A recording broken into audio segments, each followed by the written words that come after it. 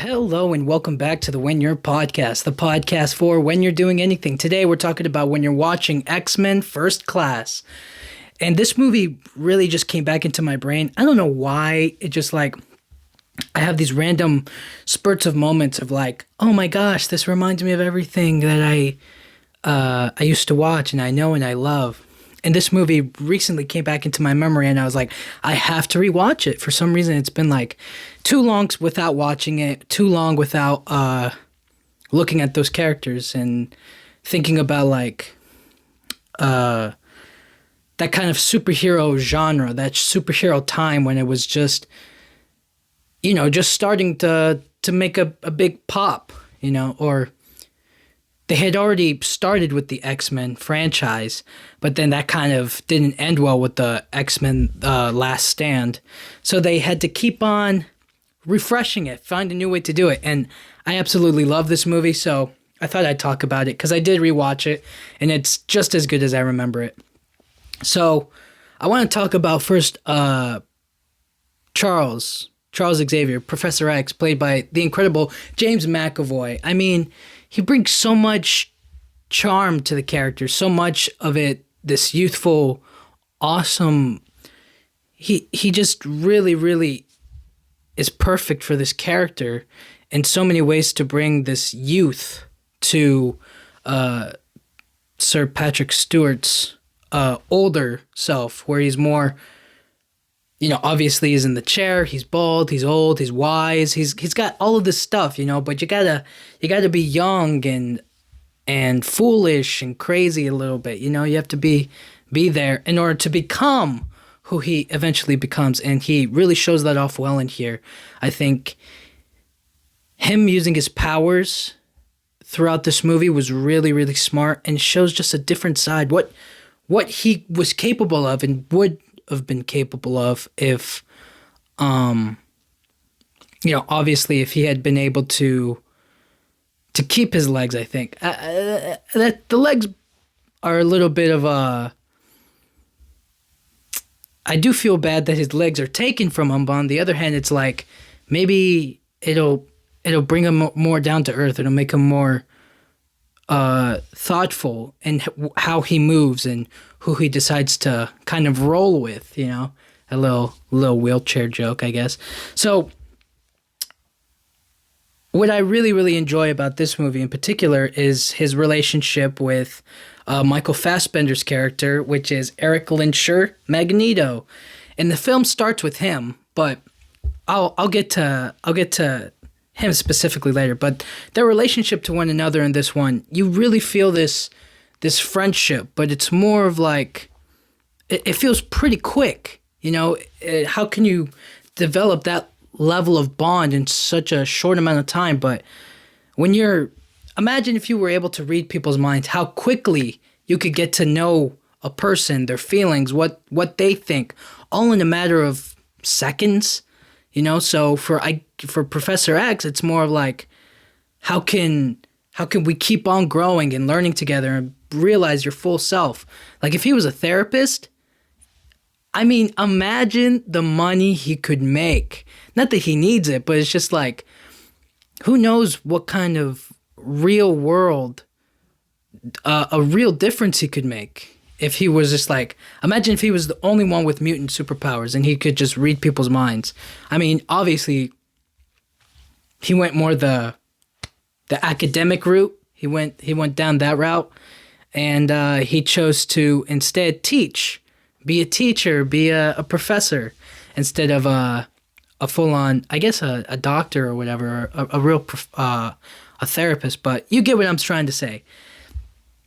So his ability to bring people together, to bring people towards him, people like Erik, people like Alex Summers, people like Banshee, recruiting actual mutants. It's super, super cool to see him in this young state of being able to rally a group of people together. And it's also with the help of Magneto or Erik that they're able to do it. But there's this, I mean, I really can't overstate it enough. He has this overwhelming charm. He has this charisma about him that draws people towards him. And with his abilities, with his powers, it makes it so much better, so much cooler, so much more capable. And it's never against their will or like telling them they have to. It's more of like, if you want to and you can, and it feels like it's appropriate or fits what you want to do, then obviously let's do it. So working together, you see the good that those two are capable of. When they're together, they're capable. They can do anything. It's possible. But when they're alone, there's heavy conflict between Charles and Erik. There's this overwhelming sense of like, you're not doing the right thing for mutants or for like the next stage of the world is about to go into. And the other one is like, well, we are who we are, but we don't have to be worse. We don't have to lower ourselves down to their level or to be like them. We can be better. We can show them we can be better. So Erik starts the movie off. It's with him in a Nazi concentration camp.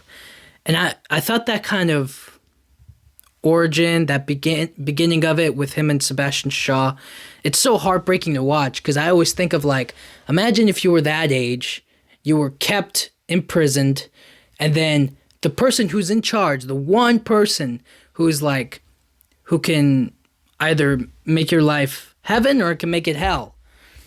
And he's just like, listen, this is what's going to happen here. I'm going to tell you, you have till 3 seconds to move this coin. If you don't, I'm going to kill your mother. Dude, this movie is nuts. Spoilers, if you haven't watched it. Darn, why do I always forget the spoilers? All right, whatever. Spoilers, you know what? I'll put it in the description or whatever. Anyways, spoilers for this movie. If you haven't watched it, go watch it. But yeah, man. And then with tears, with as much strain as he possibly can, he just can't do it. And it's only after he kills talk about just an evil person. It's just like, sometimes there are certain limits you don't want to cross and that you shouldn't cross just to reach strength. Like his mom dying, it brought him great anger and great strength. You know, he was able to unlock, I guess, his potential, but that is such a tragic loss, and it's like so unnecessary. Even on Shaw's level, you know, Sebastian Shaw, who was played by Kevin Bacon, I believe, yeah. And it was such a good clash between those two characters as well. Anyways, after seeing that, and then we get shown the adult Erik, we learn what his life has been filled with. It's been filled with revenge, killing, blood. It's just like all leading to one man. That was his sole mission, his sole purpose in his life. Imagine if he never met any of the other mutants. Imagine if he never found out about Charles or anyone. It was just solely him versus Sebastian. He could never get it done. He would never win. Sebastian Shaw is just too powerful. He's too strong. He's too capable and resistant. He's unkillable, really. He can absorb energy and push it back or do whatever he wants with it. It's really a strong power, but there is a way to stop him, and I think Erik understands that, you know, throughout this movie, and what I really enjoy seeing is that he's not alone in this. You know, he's so used to doing it solo, and then when he has a group of people who are able to come together and are just as capable as he is, who want the same things as him, I think that's really, really, it's really cool. And I do really enjoy seeing the connection between him and Charles when they're training together. He's trying to pull the satellite dish towards him, and he's struggling, he's straining, he's like a kid again trying to move the coin. He's like, I can't do it. I'm not angry enough. I don't have the situation in front of me. You know, sometimes we, like, have you ever gone driving and you're like, if I had the situation in front of me, right? If I was driving down a steep hill, or if I was like, you know, doing like Fast and Furious movie, then I could be the greatest driver in the world, right? But more often than not, we don't have those opportunities, or we don't have the necessary situation, right? And maybe even with the situation presented to us, what is it? We might still fail. We might still have flaws. We might still not be able to do things. Or like, you ever see the show Wipeout? The show Wipeout, where they do another thing, and then everybody's like, yo, I could do that so easily. But it's like, put them in the situation, and it's like, actually, it's a little bit harder than I thought, you know? Even though I think I could definitely destroy it on Wipeout, or those, like, challenge shows. I think I would be the best at it. Because there's no way. They're definitely playing it up for the cameras. There's no way you fall through. But you know what I'm trying to say is, he needs the situation, he needs the anger, he needs the buildup. And Charles unlocks it. He tells him it's not about being all bad. Your powers would have developed more as you got older, you know, because you could bend the metal, but your anger, your sadness, and your love for your mom is actually what drives your powers. It's the bond and the strength and connections between them that gives you the greatest strength that you'll ever have. So it's not. So yes, using your anger as your emotions to guide you and to give you that strength. And it's not about being totally angry or being totally happy. It's about finding that middle ground. And he tells him it's this place between rage and serenity. And then he's able to do it, and he has tears coming down his face. He has Charles shows him a memory of his mom on his birthday, and he's like, I didn't even remember that I had that. Again, another great point of, like, if he was able to remind people of how much joy that they carry inside of themselves, so I wish he could do that to me sometimes. Just remind me, hey, this is when you were genuinely happy. I think we could all use that a little bit, but I do find that really great. And it does strengthen their bond, but I wish I had more moments like that, more opportunities for them to bond and to really showcase those character moments between them. It just feels like too fast. But again, for him, it is easy to quickly bond with somebody and to know them and to understand them. But I don't think the reverse is true. It can be quite difficult to bond to Charles, I think. But overall, this movie was really an X-Men origin movie. It was really just like, this is the first team that was built and that was made. And one of the favorite characters is Mystique, played by Jennifer Lawrence. I think she does a good job in the movie. It does feel... She kind of like goes in between different people. Like she started with Charles, then she kind of like met Hank, who had this who's mutant, who tried to hide who he was. He tried to hide his feet. You know, people might think of it as like a deformity or whatever. But it was him holding it in to try to act normal, but he didn't want to be normal.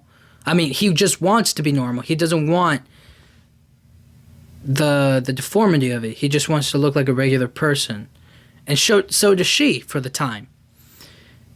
And you kind of feel that, and then you realize what she actually wants. She wants to be accepted. She wants to be loved for who she actually is, not what she thinks people want, not what people decide or what people think, beauty looks like.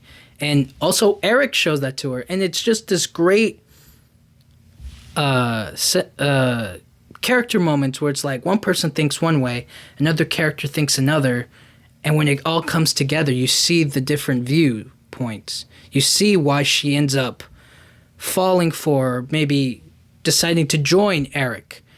And you see why Erik really is a great leader. He's not just all kill, kill, kill. He's really about his people. He's really about mutants. He's really about those who have gifts and they shouldn't have to hide. And that's what is really cool about him, and that's where the collision comes in. It's like this constant fight between humans and mutants. You know, if it was genuinely humans against mutants, we wouldn't stand a chance, because they have powers, they can do things, they're capable, they're strong, they have otherworldly abilities. I mean, I think if what mutant could I possibly take? I mean, off the top, you could probably take out, I think the easiest one is Mystique, but I mean, she's like super strong, she's skillful, she can transform into anybody. So you'd have to get her quick, right? You'd have to do like a sniper shot, you have to find her, shoot her, kill her. It's a whole deal. And it's too much. So even then, it's a little difficult, but all of that is for me to try to say humans versus mutants. It's kind of just like, why? I feel like I would be pretty accepting of mutants. I wouldn't be too afraid of them. I would just be like, oh snap, he's got superpowers. You know, that's so cool. But then again, I guess I'm talking because I don't really have them. Hold on. Let me think. If I were a human and then some wolf man walked into my, like, let's say I go to work, right? And then in comes this wolf-looking dude who's supposedly my coworker. Would I accept him, or would I be like, dude, your breath, you know, like your breath stinks all the time, or like, dude, how do you, would it be super accepting? Yeah, I would accept that. I'm just trying to think of like, what are the downsides of me working with like a wolf guy? Could he eat me? Probably. Would he though? That's the real question. Would he? Is he a real, that's the only thing, right? Is that, are any of them actual threats? Because if Wolf Guy couldn't control his powers and, like, it just goes maniac every, like, 3 hours or something, then we'd have a problem. Then I'd be like, yo, I don't want to work with him. But if he was just, like, Wolf Dude that was just pretty cool, yeah, I could work with him, you know? Dap it up with Wolf Guy, you know what I'm saying? Yeah, I'd have no problem with that. All of that is trying to say that, like, I don't think maybe they would. I don't know, dude. All I'm trying to say right here, right now, is that humans versus mutants is always an ongoing battle. Are they good? Are they bad? Should they be with us? Should they not? And I do have to say, if it came out that, like, mutants were real, like if we mutated to a point where we could have superpowers, I would be pissed if I didn't get superpowers. Like, even just a lame power. You know what I mean? Just something. Like if I could turn my thumb into a lighter. Like, that would be cool. Like, all of a sudden just, you know what I mean? That would literally be fire. Fire. Of course, I might get burn marks, and who knows when, would I be able to control it? But all of that, you know what I'm saying? I just want a cool power. I want a simple power. I'm not looking for something like totally cool, but something like that. Something just kind of like small. And then eventually it becomes like I can, command fire or something like that. You know what I'm trying to say? Yeah. I don't even know what I'm trying to say sometimes. But anyways, at the end of the day, what they're fighting for are completely different. It's one person doesn't see. One person looks at the reality of the world. That's Erik. He sees the world that humans are not going to accept mutants no matter what. They won't accept mutants. And that's simply because they're afraid of them. They're like, this is what's coming next for the world. We're scared. We don't want things to change. When things change, everything goes out of whack. The whole world shifts. The whole world is kind of like it opens like your third eye or whatever. It just expands completely. It changes everything. And if that were to happen, they're like, we don't want that to happen. We want everything to stay the same. We don't want people to have these abilities where they could commit more crimes. Or I guess that's about it. Or just be able, I think they just kind of think the worst about them as like, they're capable of the worst. They're not capable of the best. And that's where Erik's at. He's like, they hate us. They're never going to accept us. They're going to want to kill us because they don't want mutants in the world. They only want humans. But we are the next stage of evolution. We're the next step past humanity, past humans. We're the future of the world. And that is very true. And there's no denying that. But Charles is very much about people. He's a people person. He loves people. He wants to be around them. He wants to live with humans. He wants to be able to love and to be loved by them. And it's different for him because he's very accepted. He works very well with people because of his abilities, because he can read people's minds, because he could talk to people. And I guess it's always been a little bit different for Erik coming from a time when he was imprisoned for being Jewish, and a time when, a certain race felt like they were below them or beneath them, that they imprisoned them and tortured them and did whatever they want, And he kind of just like doesn't want to live by that anymore. And Charles obviously had a different upbringing. He was wealthy. He had so much going for him. He had an education. He had friends. He could connect with people. It was just a completely different world for him. And it's what he loves. It's what he wants. And his belief in people, in humanity, is what ends up driving them apart. Because these are two characters, right? Because Magneto and Professor Xavier are two characters. If they work together, they could get anything done. There is nothing that those two guys can't get done. But it ends up becoming this mutant versus mutant battle. It becomes people to save humanity and want to live amongst them, want people to be able to have regular lives, whether mutant or not. And then there's another side that's like, humanity sucks. People in general suck, right? But we're going to evolve, and we're going to become these people with powers, and we shouldn't have to hide. We want them to accept us, and they never will. So it's us or them. That's the dynamic. That's the clash between the two. And overall, when you look at it, when you understand both sides, when you come to realize what each of them wants, and the sacrifices, the overall pain that they go through in trying to reach this goal, this place of peace, this place of acceptance and love from people, from those that may not fully recognize them as one of them, if that makes sense. Because a lot of them are, they look like humans. If they didn't just, shoot laser beams from their eyes, you would never tell the difference. You wouldn't be like, oh yeah, that's a mutant, unless they're like, their mutation affects their whole body or a part of it, you know what I mean? Not that, that matters, but I'm just saying, like,